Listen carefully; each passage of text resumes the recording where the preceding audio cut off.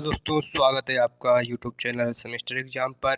अगर आप भी दोस्तों बीएससी की तैयारी कर रहे हैं थर्ड सेमेस्टर के, आप भी अगर आज इस साल पेपर देने वाले हैं तो आपके लिए यह वीडियो बहुत ही इंपॉर्टेंट होने वाली है, जिसमें आज हम आपको बताएंगे कि रेट ऑफ रिएक्शन क्या होती है, अभिक्रिया की दर किसे कहते हैं।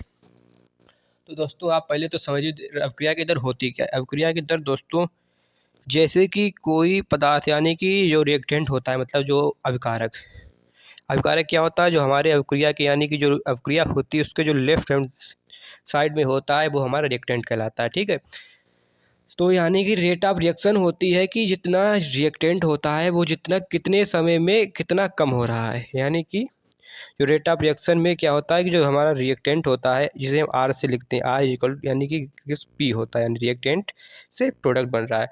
तो रिएक्टेंट की दर यानी रिएक्टेंट कितनी दर से कम हो रहा है, कितना समय लग रहा है उतने कितना कम होने में, और प्रोडक्ट कितना बढ़ रहा है, इसी को क्या कहते हैं, रेट ऑफ रिएक्शन। तो इसकी आप परिभाषा देख सकते हैं क्या है इसकी डिफिनीशन कि रेट ऑफ रिएक्शन क्या है। रेट ऑफ रिएक्शन यानी अभिक्रिया की दर। अभिक्रिया की दर क्या होती है, वह होती है जिससे यह पता चलता है कि कोई केमिकल रिएक्शन मतलब जो रासायनिक अभिक्रिया होती है वह कितनी तेजी या धीमी गति से हो रही है। ठीक है, अभी मैंने जो बताया आपको वही कहीं कहने का मतलब है। आसान शब्दों में क्या कह सकते हैं कि समय के साथ रिएक्टेंट यानी अभिकारक कितनी तेजी से खत्म हो रहा है, ठीक है, और प्रोडक्ट कितनी तेजी से बनते हैं, इसी को हम क्या कहते हैं, अभिक्रिया की दर कहते हैं। ठीक है दोस्तों, आगे बढ़ते हैं क्या है और समझिए आसान शब्दों में, उदाहरण के तौर पर समझिए। अगर मान लो आपके पास एक गिलास पानी में चीनी घोल रहे हैं आप, ठीक है, एक गिलास पानी है उसमें आपने चीनी घोली, ठीक है। अगर आपके पास पानी जो है वो गर्म है तो चीनी जो आप डालेंगे वो तेजी से घुलेगी, ठीक है। और यदि वही पानी अगर ठंडा है तो चीनी कितनी देरी से गलेगी।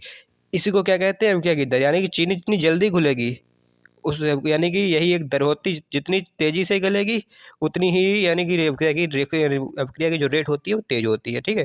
जितनी देरी से गलेगी वही अभिक्रिया की दर कम हो जाएगी। यहाँ क्या कह रहे हैं, चीनी कितनी जल्दी घुली, यही एक तरह की दर है, ठीक है। ठीक इसी तरह हर रिएक्शन में रिएक्टेंट की मात्रा घटती है और प्रोडक्ट की मात्रा बढ़ती है। यह घटना बढ़ना जितनी तेजी हो से होगा अभिक्रिया की दर उतनी ही ज़्यादा होगी, ठीक है। यानी कि रिएक्टेंट घटेगा और प्रोडक्ट बढ़ेगा, यही हर एक रिएक्शन में होता है, ठीक है।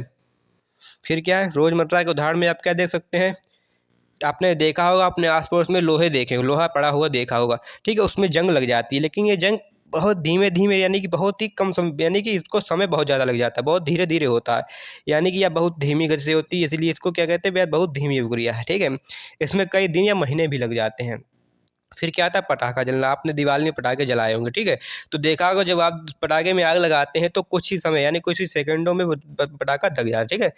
ठीक है, उससे विस्फोट होता है, यही ये क्या है, बहुत तेज अभिक्रिया है। पटाखा जलना क्या है, एक बहुत तेज अभिक्रिया होती है, ठीक है। फिर क्या आता है, तीसरा उदाहरण देख सकते हैं, दूध से दही बनना है, ठीक है। जब दूध का दही कैसे बनता है, दूध से दही बहुत यानी मध्यम गति की अभिक्रिया है। इसमें ना तो ज़्यादा ज़्यादा टाइम लगता है ना ही ज़्यादा कम समय लगता है, ठीक है। ये एक मध्यम क्रिया है, इसको लगभग एक से 1.5 घंटा या कुछ घंटे लग सकते हैं, ठीक है। अच्छा, अब आता है कि रेट ऑफ रिएक्शन को लिखेंगे कैसे, इसका सूत्र क्या होगा। तो इसको आर से लिखते हैं। आर क्या होता है, आर जो होता है उसको माइनस लिखते हैं डेल आर पान डेल पी डेल टी, ठीक है, डेल टी। इसका माइनस का मतलब क्या है कि यानी कि जो हमारा रिएक्टेंट है वो क्या है, घट रहा है, और डेल क्या है, अब यानी कि अभी जो रिएक्टेंट है उसको उसमें चेंज कितना आ रहा है, और डेल टी क्या है, यानी समय में चेंज, ठीक है। ये किसके इक्वल होता है, प्लस के del P upon del T. Del P का मतलब क्या है कि प्रोडक्ट इतनी तेजी से बढ़ रहा है इसीलिए प्लस लगा है, और रिएक्टेंट में माइनस लगा है, ठीक है। ये रिएक्टेंट की घटने की जो दर होती है, रिएक्टेंट की घटने की जो दर होती है वो क्या होती है, प्रोडक्ट के बढ़ने की दर होती है, ठीक है। अब यहाँ देखो ये चिन्हों को मतलब देख सकते हैं, साइन के क्या कह रहे हैं, ठीक है। डेल आर जो क्या होता है, रिएक्टेंट मतलब अभिकारक की सांद्रता मतलब कॉन्सेंट्रेशन में परिवर्तन, ठीक है। डेल पी क्या है, उत्पाद की कंसंट्रेशन में परिवर्तन है, प्रोडक्ट कितना चेंज हो रहा है, उसकी कंसंट्रेशन में सांद्रता में कितना परिवर्तन है, ठीक है। डेल टी क्या लगा हुआ समय, चेंज इन टाइम, ठीक है। फिर क्या आता है, ऋण चिन्ह क्या दर्शाता है, ऋण चिन्ह मतलब निगेटिव साइन बताता है कि रिएक्टेंट की मात्रा घटती है, ठीक है। और जो प्लस चिन्ह है वो क्या बताता है, प्रोडक्ट की मात्रा बढ़ रही है। अच्छा, आपको इसकी यूनिट याद करना बहुत जरूरी है, यूनिट बहुत जरूरी है, जरूर लिख के आना, ठीक है। यानी क्वेश्चन जब आए उसमें यूनिट जरूर लिखना। एक नंबर में तो यूनिट यानी एक नंबर तो यूनिट ही देती है, ठीक है। यूनिट क्या होती है, रेट की मोल पर लीटर पर सेकेंड, इसकी क्या होती है, यूनिट होती है, मतलब कि मोल प्रति लीटर प्रति second, mole litre in by second in by, इसकी क्या होती है, यूनिट हो जाती है। फिर क्या था, अच्छा परीक्षा में कौन कौन से क्वेश्चन आना संभावित है, ठीक है। यानी रेट ऑफ रिएक्शन मतलब रेट हमेशा धनात्मक मानी जाती है, एक महत्वपूर्ण प्रश्न बहुत महत्वपूर्ण बिंदु होगा, ठीक है। यह concentration, temperature, catalyst, surface area और प्रेशर इन पर निर्भर करते हैं, ठीक है। तापमान बढ़ाने से रेट क्या है, बढ़ जाती है। फिर क्या आगे देखते हैं दोस्तों।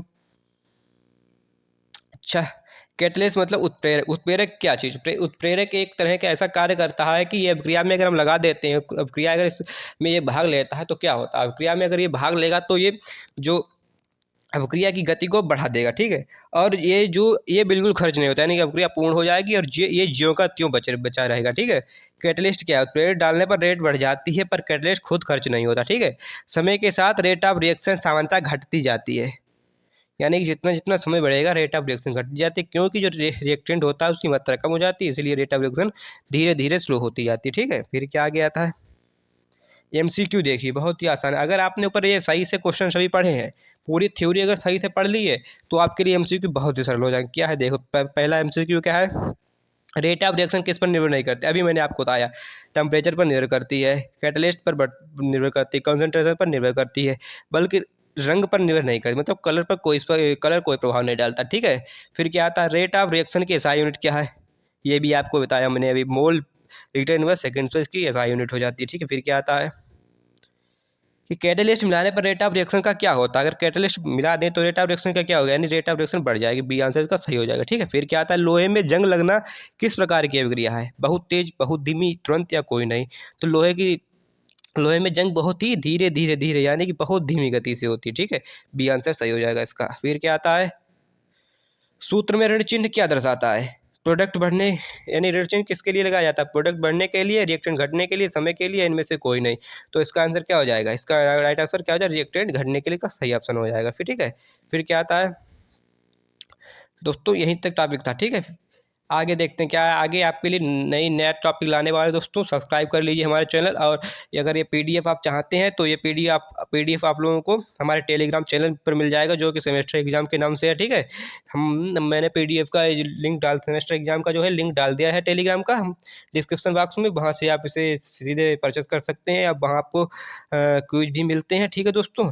बने रहिए हमारे चैनल से, आपको नए से नई वीडियो मिलती रहेंगी। जय हिंद दोस्तों, टेक केयर, बाय बाय।